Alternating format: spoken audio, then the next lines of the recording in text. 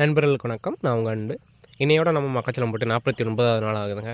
மக்காச்சோளத்தில் சின்ன சின்ன குருத்துப்புழுக்கள் தொந்தரவு இந்த சைடு இந்த மாதிரியான ஓரங்களில், அடுத்து இந்த மாதிரியான ஓரங்களில் இருந்தது.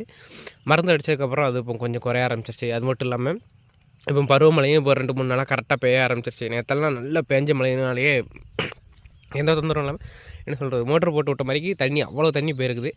அது மட்டும் இல்லாமல் அன்றைக்கி சொல்லிகிட்டு இருந்தேன்ல, இந்த வயலில் நெல் நடப்போகிறோன்ட்டு. நேற்று ஒரே நாளில் தொழி கலைக்கு நடவும் முடிஞ்சிச்சுங்க. ஆக்சுவலாக தொழி கலைக்கு ஒரு 3 நாள் வரைக்கும் உணர விடுவாங்க தொழியை. ஆனால் பாட்டி வயலில் போட்டிருந்த பாட்டிக்கு 2 வயல் இருக்குது. அந்த 2 வயலில் போடுறதுக்காக நாற்று போட்டிருந்தோம். ஒரு வயல் சின்ன வயல், ஒரு வயல் கொஞ்சம் பெரிய வயல் அப்படிங்கிறதுனால அந்த வயலுக்கு நாற்று பத்தாது அப்படிங்கிறதுனால இந்த வயலை உடனடியாகவே தொழி கலைக்கு நேற்று நட்டு முடிச்சாச்சு.